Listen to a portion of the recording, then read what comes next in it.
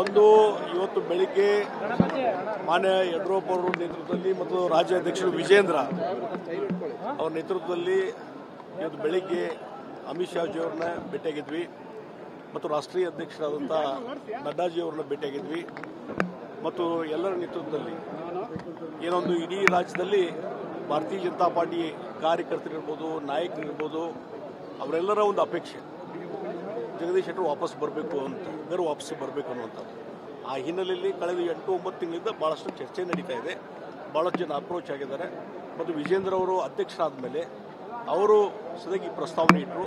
ಮೊನ್ನೆ ಯಡಿಯೂರಪ್ಪನವರು ಸಹಿತ ಈ ಪ್ರಸ್ತಾವನೆ ಇಟ್ಟರು ಮತ್ತು ರಾಜ್ಯದ ಬೇರೆ ಬೇರೆ ನಾಯಕರುಗಳು ಸಹಿತ ಮಾಜಿ ಶಾಸಕರಿರ್ಬೋದು ಹಲವಾರು ನಮ್ಮ ಕೆಳ ಹಂತದ ಕಾರ್ಯಕರ್ತರು ಸಹಿತ ಒಂದು ಸ್ಪಂದನ ಮಾಡಬೇಕಂದಾಗ ಅದಕ್ಕೆ ಒಂದು ಸ್ಪಂದನ ಮಾಡುವಂಥ ಕೆಲಸ ನಾವು ಮಾಡಿದ್ದೇವೆ ಮತ್ತು ರಾಷ್ಟ್ರೀಯ ನಾಯಕರು ಸಹಿತ ಇದಕ್ಕೆ ಸ್ಪಂದನ ಮಾಡಿದ್ದಾರೆ.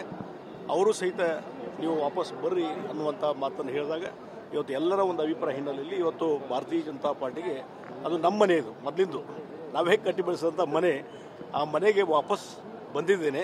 ಭಾಳ ಸಂತೋಷದಿಂದ ಸೇರ್ಪಡೆಯಾಗಿದ್ದೇನೆ ಮತ್ತು ಹಿರಿಯರು ಸಹಿತ ರಾಷ್ಟ್ರೀಯ ನಾಯಕರು ಭಾಳ ಒಂದು ಗೌರವದ ಮಾತನ್ನು ಹೇಳಿದ್ದಾರೆ. ಇವತ್ತು ಭಾಳ ಹೆಚ್ಚಿನ ರೀತಿ ಸ್ಪಂದನ ಮಾಡಿದ್ದಾರೆ.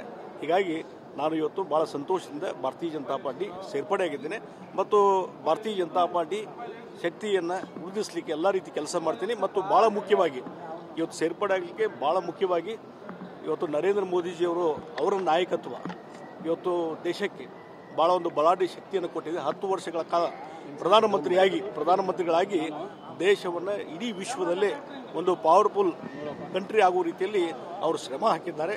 ಅವರು ಮತ್ತೊಮ್ಮೆ ಪ್ರಧಾನಮಂತ್ರಿ ಆಗಬೇಕನ್ನುವುದು ಇವತ್ತು 100 ಕೋಟಿ ಜನರ ಒಂದು ಅಭಿಲಾಷೆ ಇದೆ, ನಮ್ಮೆಲ್ಲರ ಅಭಿಲಾಷೆ ಇದೆ.